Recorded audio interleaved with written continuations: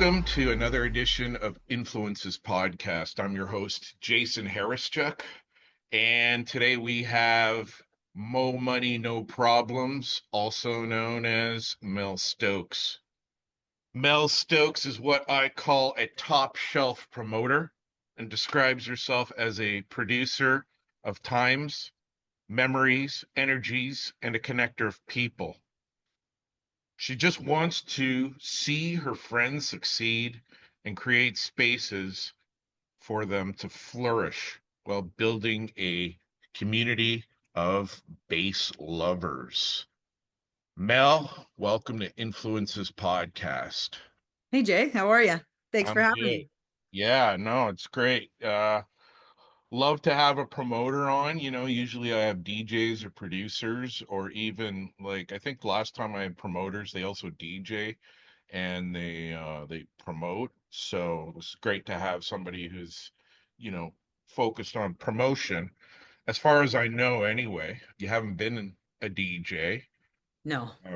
So how did you get into this field of promotion? Take us through the journey. All right. So I've always been a raver. Like I've always loved jungle drum and bass. And I started raving with my best friend probably much younger than I should have, but like no regrets, right? Right. Um, Back in high school, like I think I spent more time, well, there were more, let's just say there were more trips to Toronto than there were visits to high school parties. Unless there were a high school party that I was throwing at my place or like Yeah. my mom's house. And Right. like one time I threw one that was like 3 days long. So Oh, party at wow. Moe's became like a regular thing, you know? Fast forward to post-COVID times.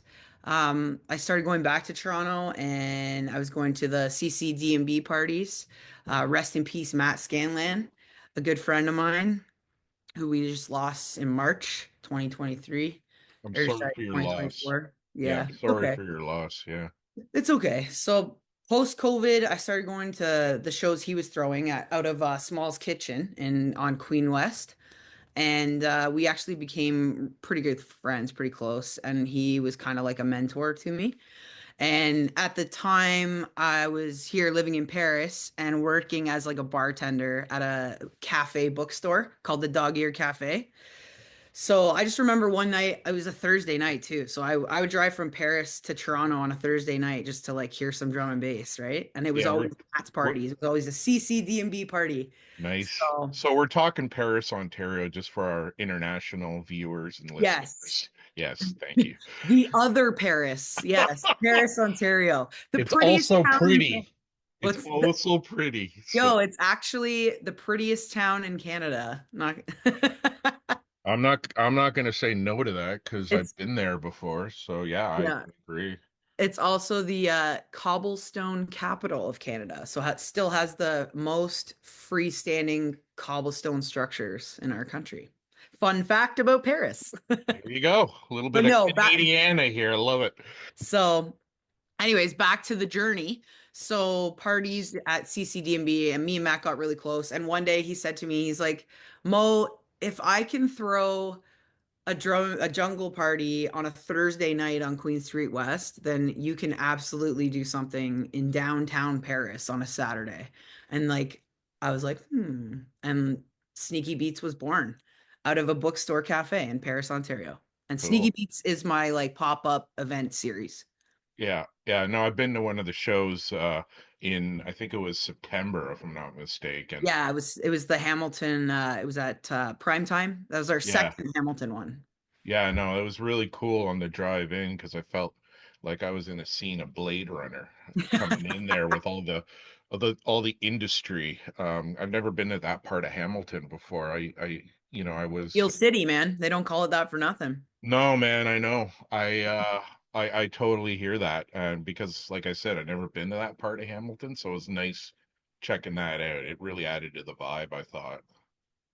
What behind the scenes things does a promoter have to do that partygoers and DJs never have to see? There's a lot of things. There's a lot of things that DJs and party promoters shouldn't see, but they end up seeing, right? Okay. But I'm going to say behind the scenes, finding a venue, number one. Um, Sound quality. I think this is something that a lot of people put on the back burner when they shouldn't be. Because yeah, okay, great. You did the groundwork, you got the venue, and then you get in there and the sound quality of the venue's system is subpar, is mediocre, right? Right, And right. that's the last thing you want. So I'm gonna say finding a venue first, sound quality correction in that venue if needed, collecting all the promotional assets. And like by promotional assets I mean like curating your lineup, finding out like what the riders are for each DJ, what they like to play on, getting just their info, like their pictures of them if they have a logo. That's what I mean by assets, because you need all those assets to create your flyer. Flyer design being the next thing.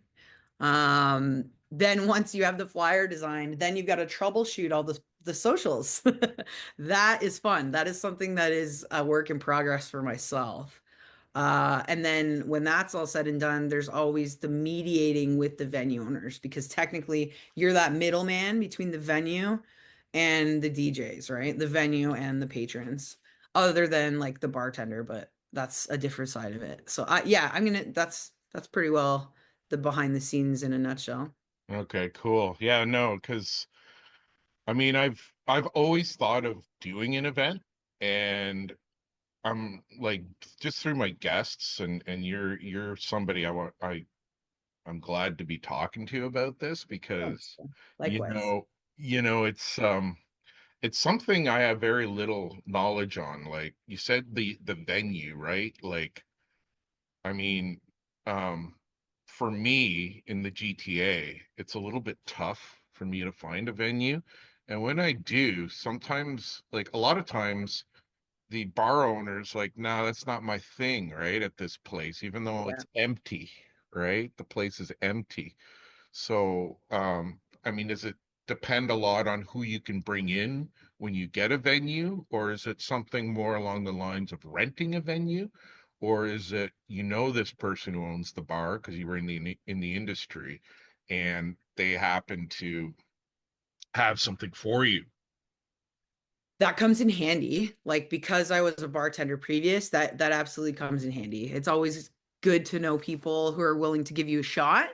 But I mean, that aside, it all comes down to the groundwork. Like honestly, like being out and about, being a patron first. I find that helps. Being a patron first, building those relationships like in the place. Like if you find a place and you like the way it looks or you think it'll fit your vibe, like go there, you know? Yeah. If they serve food, have food there. And I don't just mean once, like do it once a week for a month, you know? Like it takes time. It's building a relationship and it takes time. Yeah, that's good Um advice. yeah, Absolutely.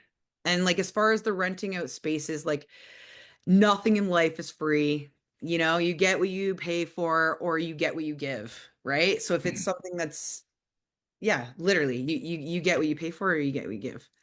So, Okay. and with renting out spaces, we do that, but it's usually with bigger parties and it's tends to be like a collab. Like, I don't know about you, but I'm not it says Mo money, no problems, but often it's no money, Mo's problem. It's an interchangeable brand, man. It really is. And like don't take it literally because the money doesn't necessarily mean cash, you know? Like money is a sense of value, right? Yeah. Doesn't necessarily mean cash. No, no, But nonetheless, absolutely. that sorry, I'm getting a little like sidetracked there. No problem. No, I just thought of that question. I'm like, It's a good one. I want to ask you that one. Yeah, no, like it's good to know people, absolutely. But I just spend a lot of time doing like being there, being a patron first, you know? If you like the space, like get to know the owner, have a chat with them, find out who they are, what they did before this, how they opened, like I don't know, spend the time. But no, back to the bigger venues, get someone to collab with, find another promoter.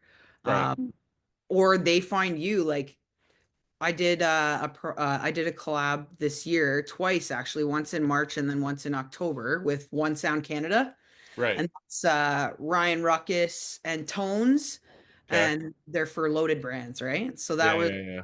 that was a great time. And we rented out the mule spinner. It wasn't cheap, but we were able to do it, right?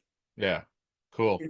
Yeah. In my own journey of this, right? So just to be a little bit more specific, I've had venues say that, yeah, you got to bring in 50, 100, 200 people to get my venue, right? Like, so Wow. how does a beginner promoter get that many people through the door aside from the obvious of social media promotion?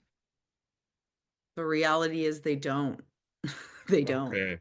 Like, I'll tell you, like the Dog Ear Cafe, the Yeah. capacity there was 33 people. That was the capacity.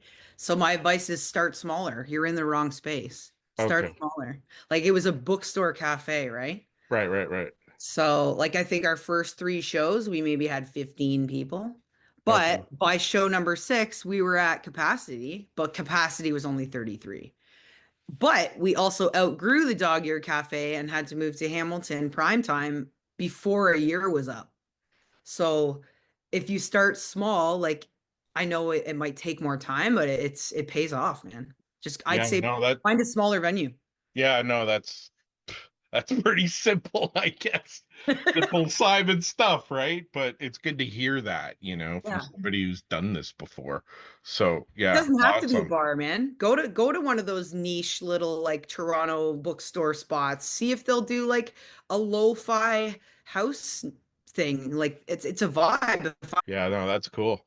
Totally. What are the pros of being a promoter and what are the cons? Pros. Oh, it's definitely that feeling. Okay, so like at my shows, I usually work the door. So once the entrance is kind of lingered off and I can like get away for a sec, it's that feeling when you come back into the venue. It's like it's that energy level, you know what I mean? You walk into the venue, you can see everybody enjoying each other, dancing, smiling. That's the moment that makes it all worth it, Right. you know? And it's like, it's just the reminder of why you did it all in the first place and like the feeling of like shared emotion and belonging and just look around, look at this community. Like it's a good feeling. That's pros. If I could jump in here for a second, because there's a movie done in the 90s about rave culture. It's called Groove. They got some great one-liners, Okay. and one of them is you get to see what the promoter does a little bit at the Nice. show. And and one of the party goers or one of the other assistant promoters, there's a scene where at the end of the show, they come up to the guy and it's like, man, why do you do this? And a guy walks out of the club and says, thanks so much. And another guy, thanks so much. And he's like, because of the thank yous. Yeah. And it's such It's a a good great feeling. scene. Like it's almost worth watching that movie just for that scene as a I promoter. haven't seen that one. I thought you were gonna say human traffic. But No, no, no. It's called Groove. okay. It's one of these cult like niche Yeah. movies. If you look it up online, you could probably find it. It might even be on YouTube now. Or But 2D or something. Yeah, I'll check it out. yeah, Groove it's called. So Okay. yeah. Cons. You Yeah, go ahead with the cons. cons. Okay. Nobody likes the cons. Cons, I'm gonna go with finding out the hard way that this business is not all plur. It's not all peace, love, unity, respect, and finding out you need to be selective with where you choose as a venue. Like, I'll give you an example. I threw a party and there was an agreed upon budget for the DJs, so I curated my show based upon that. And at the end of the night, okay, we sold out their bar. Like we didn't hit capacity, but they ran out of booze. It was a Okay. great night. I think they underestimated us. They didn't think it was going to be as good as it was. Right. And at the end of the night, the same person who wrote the email with the budget in it was nowhere to be found Oh, geez. and ghosted on the emails, ghosted on the text, ghosted on the calls. So this can go back to that other question too about the things behind the scenes that the DJs never know. They got paid. Nobody knew. I got like shafted, but that's okay. It was a learning experience and it So all comes back to you have to put your hand in your own pocket, you mean? yeah, but Yeah. It was, yeah, like that part of it sucked, but it was more than that. But But the money part of it sucked. But again, if you're in it to build community, then it was just a learning experience. But at the time it sucked. It threw me into a panic. I had to run to a bank machine, like, you know what I mean? It was like two in yeah, the morning in downtown Hamilton, like yeah. nuts. Oh yeah, and it's like a ghost town in downtown Hamilton at 2 in the morning. Cons, that was so situations like that, you're going to run into them. It's inevitable. Not everybody's there for the right reasons. Not, and you're going to get taken advantage of. Comes with the territory. Okay, fair enough. So I think you pretty well you're answering all the questions ahead of time here about why Sorry, be dude. that's cool. Why be a promoter, not a DJ after all that? Well, for me, see that I took that as a personal question. For me, it's I'm not a DJ because I'm straight up I can't even say the word. Yeah, well, Technologically illiterate. Like, I am not good with technology. I could probably pick the songs, yeah, but and like I can beat match. I used to be a drummer, yeah. but I'm just not technologically. And then, like, when you're someone who can connect people and network people, like, why waste that? You know? There's a No, lot of no. DJs in the world. There's enough Well, DJs in the world. there really is actually. Yeah. There So really why not is. use your Yeah. skill elsewhere? If you know? No. And just to let you know, I don't know if you want, you're not asking for advice or anything, but if you can beat match and you're technologically, You too, eh? yeah, it's it's It's a that mouthful. word, man. It's If you're technologically illiterate, try vinyl. Try vinyl because you know what a beat match already. yeah, It's not hard to learn how to use a turntable and a regular mixer. Just do that if you're ever interested. That's how cool. I Thanks, man. started. And I appreciate the advice. I was actually gonna ask you like about some advice on doing podcasts. So Yeah, no, totally. I could totally give you some advice on that too. cool. And yeah, anytime you want. Um, let's finish this one first though. Um, okay, so the other thing that must be great about being a promoter is finding new talent. I recently interviewed Joyride, and she speaks very highly of you. Ah, How did you all right. discover her, and why have you included her in your events? Discovered her, Jay. That's such a nice word. I wouldn't call it that, but thank you. I met Marissa through fellow promoters, Richie and Nicole. They run a company called Dark Matter Canada. Right. So I met Marissa Joyride through them, through Basics and DJ Alias at Dark Matter. And Marissa is a special human. Marissa, she's a junglist prodigy. Like, she comes from strong jungle roots. She's got a raver family. She's only 22 and has the selections of an OG junglist. Her That's why energy, I wanted to interview her because she's yeah. so young, man, and I she's so know. It's awesome it's that way. crazy. I truly believe it comes from like her parents, like her uncle's an MC, her mom and dad are junglists. They came to prime time and like cut a rug like nobody's business. It was rad. It's definitely a family affair over there. And I Yeah. think that's where her vibe comes from. And it's authentic. It's authentic. Like, her energy and her presence behind the decks is an experience. And like, I'm not the only one that's noticed that. So Well, I noticed that too right away. So it mhm. was it Well, was one of she's on a common ground, another common ground, their next show too. So yeah, like, cool.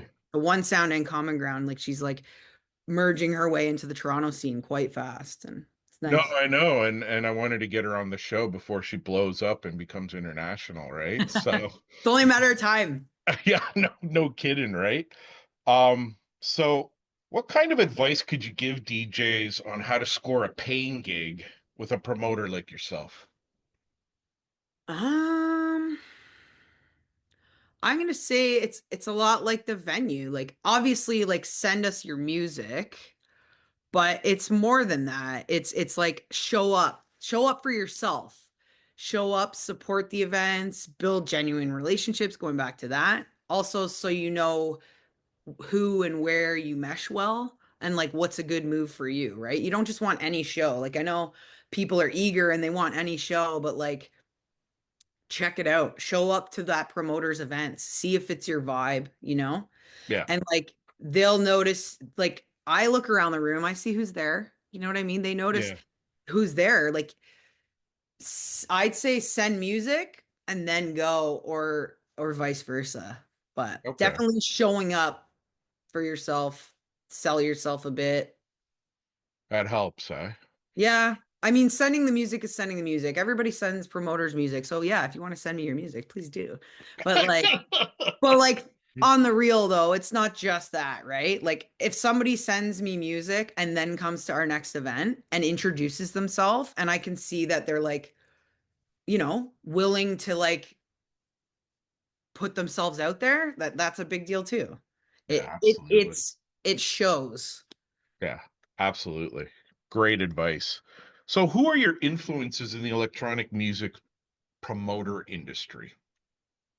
I will definitely have to say Ryan Ruckus at Loaded Brands. Working with him on the One Sound tour was definitely a full circle moment for me because, like, going back to the beginning, the journey, Yeah, I used to go watch him at System Soundbar when I was like way too young to be in there. So, I being love able to work with System. him this year was full circle. So, definitely Ryan Ruckus at Loaded. CCD&B Forever and Always. Prophecy FM, they're like what the longest standing jungle drum and bass radio station ever. So they're like goals, and Yeah. more recently Common Ground. Like I know those girls well, PB and J, and like I'd love to collab with them. That'd be cool. And another yourself, Jay. Like I want to learn. Really? Yeah, I'd love to branch out into the podcast game. Like All right, man. Let's yeah. let's let's teach each other the skills and let's get it going, man, for sure. That's community, bro. That's Yeah, it. yeah. Maybe you want to be my guest host sometime. Killer. We could do Yeah. that. Yeah, and get Maybe you yourself want to on. be on a Sneaky Beats. Yeah, maybe I do. Yeah. The only difference is podcasting doesn't make you anybody. Well, I Not mean, I yet gotta be anyway. honest, man. Yeah, Neither did Sneaky Beats for the first year and a half. Like, no yeah, joke. yeah. Yeah, Legit. that's true. That's true. I guess everything's got their things, but you know what I love about us is that we love what we do. That's it. It's a passion So project first. passion Yeah. projects, right? So I'm totally up for that. And yeah, actually at the end of my first season, I had my daughter as a guest host Aw. to You know something? interview me actually. How do you feel that you are an influence as an electronic music promoter? Oh, Jay, I don't feel like that. Come on, man. No, I don't. You I'm got not. to answer the question. I'm not trying to be an influencer. It's like So I said, hold on. So hold on before you. I'm not asking about influencer. I'm asking about an influence. An okay. influencer is a completely different meaning here. Yeah, Like, because I'm like, like well, how do I even answer that? no, it's not an influence. Are you an influence, right? Okay. Okay. So What are for people me, taking from it? Yeah, yeah, yeah. yeah. So what do you feel, you're giving back to the community kind of thing? A place to dance, a place to hear new music, like continuing creating spaces for people to flourish at their craft. Like Yeah, I was getting tired of driving to Toronto all the time, so I created a space in Paris and we outgrew it. But like it's just I don't know. If we build a community in the process, it's a bonus, you know? that's a fantastic answer. Thanks. So I'm interested to know, Mel, what other talent have you discovered that you feel is worth mentioning here? There's so much talent in Ontario. It's wild. It's absolutely wild. And like making it big could mean anything. It means a lot of different things to a lot of different people. It could be a sold out show in Toronto. It could be 200 followers on Instagram, right? Right. Um, some people I'd like to mention. Okay, keep in mind too, a lot of these people have been around just on a hiatus or whatever. Being adults, we all have priorities, right? I understand that completely. It's a marathon, not a sprint. But no, to mention a few people, Donor. Donor is an excellent DJ. He's also a producer, and I'm not sure many people even know that about him, but he's absolutely worth a listen. Yeah. Um, Crooks Hollow. I can't say you saw them at Sneaky Beats, Yeah, and yeah, yeah. I can't say enough about these guys. They're a dynamic duo of sound snobs. Like Cursor, yeah, like they're my sound boys. You know what I mean? They're the ones that know when we walk into a venue what needs to be done, what needs to be corrected. You know, they know Right. right away. So I've actually signed them on as partners for Mo Money No Problems as the label. Oh, Um, cool. so yeah, they'll be providing sound for every event we do. All right. Yeah, not only are they like bringing the vibe to the party, but like it's a vibe you feel in your chest. So, Yeah. DJ Alias and KC, they're like the 2 feet to your heartbeat for real. Yeah, They have nice. like unmatched chemistry back to back. And I booked them for the debut collab, Dames on Decks, that I mentioned earlier. Okay. Um, Also, I'm not going to say much about this, but remember the name Cloudy. Like, watch for the name Cloudy because Cloudy's going to melt our winter freeze this April. That's all I'm going to say. All right. I'm looking forward to that. Mel, thanks so much for being on Influences podcast. It's always a pleasure to speak with you, Thanks. and I wish you all the best. And I hope to come out to an event soon. Absolutely. We're about to be in Brantford. That'll be our Brantford debut, Sneaky Beats Bell City, I'm calling it. And doing my first collab on an event in Toronto called Dames on Decks, February 1st, Small's Kitchen. Oh, Yeah, you should come oh, to. I may be available for that. Excellent. That's something to look forward to. Anyways, thanks so much, and yeah, continued success, Mel. Thanks, Jay. Take care. Cool. You have been watching and listening to Influences Podcast. Influences Podcast is written, produced, and hosted by yours truly, Jason Harischuk. Also produced by Angela Churchill, aka Purple Sapphire. My social media consultant is Christina Laukinen, also known as My Girl Tuesday. Check out Influences Podcast on Instagram at influences_podcast. That's influences_podcast. Thanks for watching and listening.